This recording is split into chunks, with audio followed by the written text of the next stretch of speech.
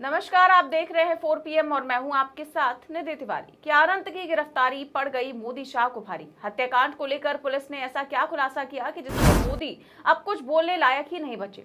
क्या मोकामा हत्याकांड से फंस गया है बिहार चुनाव। सोचिए, बिहार के मोकामा में दिन दहाड़े राजनीतिक खूनी संघर्ष होता है। दुलार चंद यादव की हत्या होती है और जेडीयू प्रत्याशी अनंत सिंह के ऊपर सीधे सीधे हत्या का आरोप लगता है। वीडियो वायरल होता है। पीड़ित परिवार गिरफ्तारी की मांग करता है। 2 दिनों तक आरोपी खुलेआम घूमता रहता है, थाने के सामने से गुजरता है, मीडिया को इंटरव्यूज देता है, लेकिन पुलिस किसी को गिरफ्तार नहीं करती। लेकिन फिर अचानक कुछ ऐसा होता है कि पुलिस को रातों रात एक्शन लेना पड़ता है।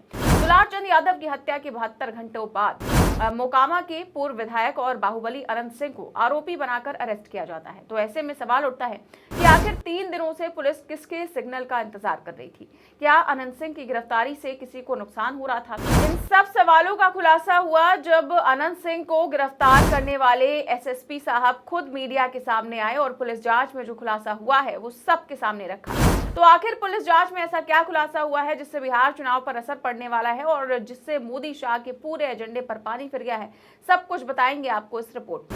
जब से बिहार चुनाव की शुरुआत हुई थी तभी से मोदी एंड कंपनी ये नैरेटिव बनाने में लगी थी कि अगर बिहार में आरजेडी आई तो जंगल आ जाएगा। क्योंकि अनंत सिंह की गिरफ्तारी के बाद पुलिस ने जो खुलासे किए हैं उसके बाद मोदी कुछ बोलने लायक नहीं रह गए। दरअसल मोदी जी जिस रैलियों में कट्टा छर्रा दुनाली कर रहे थे उसी वक्त मोकामा में एक हत्याकांड हो जाता है। अब देखिए, मोकामा का माहौल हमेशा से बिहार की राजनीति में खास रहा है। यहाँ बाहुबली नेताओं का दबदबा किसी से छिपा नहीं रहा और अनंत सिंह उस राजनीति के सबसे चर्चित चेहरों में से एक है। कई बार जेल गए, कई बार आरोप लगे, मगर हर बार वो किसी न किसी तरह राजनीति में सक्रिय बने रहे।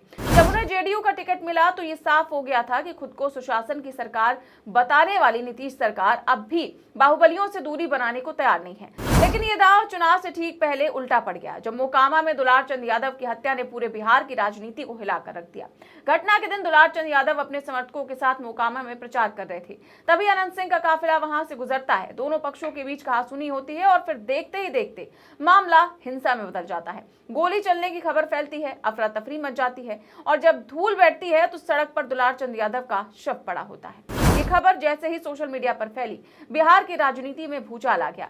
आरोप सीधे सीधे अनंत सिंह पर लगते हैं, वीडियो वायरल होते हैं और विपक्ष सरकार पर सवाल उठाने लगता है कि आखिर कानून व्यवस्था कहां है।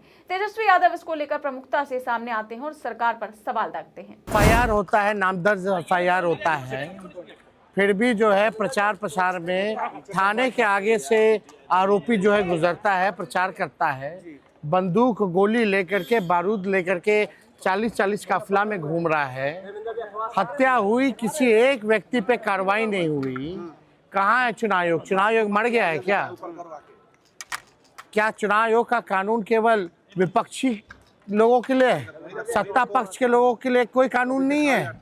चाहे वो हत्या करे या कुछ भी करे, रंगदारी करे, कोई कानून नहीं रह गया है।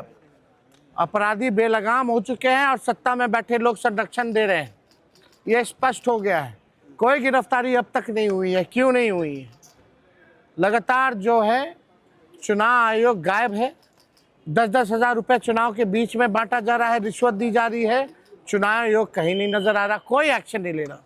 चुनाव आयोग गोली मारी जा रही है, हत्या की जा रही है, कहीं एएसआई की हत्या कर दी जा रही है, विपक्षी दलों के नेताओं की हत्या कर दी जा रही है। चुनाव आयोग गायब है। जनता बिहार की देख रही है।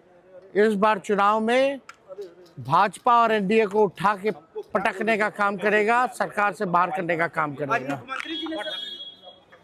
अब देखिए, सिर्फ विपक्ष ही नहीं सरकार पर दबाव बना रहा था, बल्कि दुलार चंद यादव का परिवार भी न्याय की गुहार लगा रहा था। उनका कहना था कि पुलिस जानबूझकर अनंत सिंह को बचा रही है। इस बीच अमित शाह को भी मानना पड़ता है कि उन पर दबाव है। उनसे जब इस घटना को लेकर सवाल पूछा जाता है तो उनको कहना पड़ता है कि मोकामा में हत्या हुई, ये ठीक नहीं है, गलत हुआ है, कानून कड़ी कार्रवाई करेगा। इस बयान की ठीक कुछ देर बाद पुलिस जागती है। अचानक देर रात पटना पुलिस की टीम मोकामा पहुंचती है, छापेमारी होती है और खबर आती है कि अनंत सिंह को गिरफ्तार कर लिया गया है। ऐसे में सवाल उठते हैं कि पुलिस तब तक क्या कर रही थी। क्या वो 3 दिनों से अमित शाह के बयान का इंतजार कर रही थी? क्या बिहार की कानून व्यवस्था अमित शाह के इशारे पर चल रही है? क्या चुनाव में दबाव बनता देख पुलिस ने ये कदम उठाया है? तो अब देखिए, मोदी शाह को लग रहा होगा कि अनंत सिंह की गिरफ्तारी के बाद मामला शांत हो जाएगा, लेकिन कहानी में ट्विस्ट तब आया जब एसएसपी कार्तिकेय शर्मा मीडिया के सामने आए और इस घटना पर खुलासा किया। सुनिए उन्होंने क्या कुछ बताया। जो अभी तक के अनुसंधान में आया उसमें उससे प्रतीत हुआ कि ये जो घटना हुई है ये आदर्श संहिता का उल्लंघन भी हुआ है। इसमें ये एक गंभीर मामला भी था।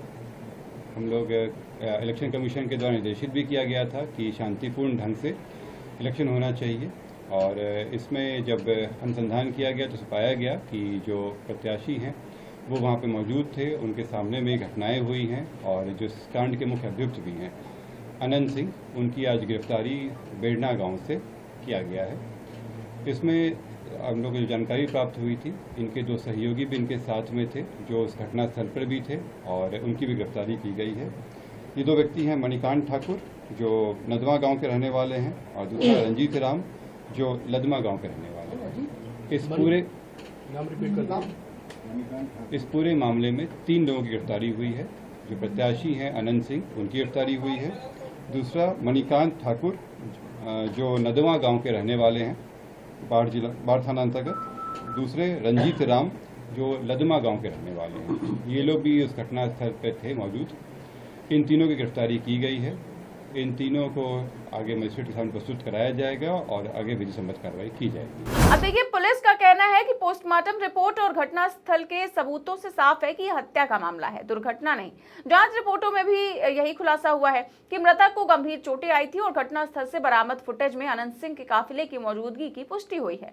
इसके साथ ही पुलिस ने यह भी माना कि इलाके में तनाव को देखते हुए 80 से अधिक लोगों को हिरासत में लिया गया है। पुलिस के इस बयान से ये साफ हो गया है कि बिहार में लालू के जंगल राज से ज्यादा इस हत्याकांड को लेकर चर्चा हो रही है।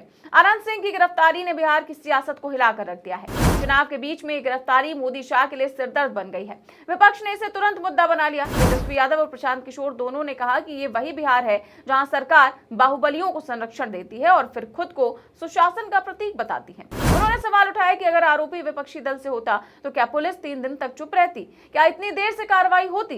ये हमला सीधे सीधे नीतीश कुमार की छवि पर था, जो वर्षों से सुशासन बाबू के नाम से पहचाने जाते हैं। वहीं बीजेपी के लिए भी ये घटना झटका साबित हुई। अमित शाह और मोदी लगातार अपने भाषणों में जंगल राज का डर दिखाकर मतदाताओं को साधने की कोशिश कर रहे थे, लेकिन जब जेडीयू प्रत्याशी पर हत्या का आरोप लगा और पुलिस की निष्क्रियता उजागर हुई तो विपक्ष को मौका मिल गया। बीजेपी का पूरा नैरेटिव कमजोर पड़ गया। जनता के बीच ये सवाल गूंजने लगा कि जो सरकार अपने प्रत्याशी पर लगे गंभीर आरोपों पर 3 दिन तक चुप बैठी रही, वो किस मुंह से दूसरों को कानून व्यवस्था पर ज्ञान दे रही है।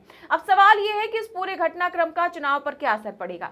तो राजनीतिक विश्लेषकों का मानना है कि मोकामा की ये घटना राज्यव्यापी है, नैरेटिव को बदल सकती है। सबसे पहले बीजेपी एनडीए गठबंधन ये प्रचार कर रहा था कि आरजेडी के आने से जंगल राज लौट आएगा, लेकिन अब विपक्ष उसी शब्द का इस्तेमाल कर सरकार के खिलाफ कर सकता है। फिलहाल इस पूरे मामले पर आप क्या सोचते हैं, हमें कमेंट बॉक्स में अपनी राय जरूर दें। चैनल को सब्सक्राइब भी करें और ज्वाइन भी करें। नमस्कार।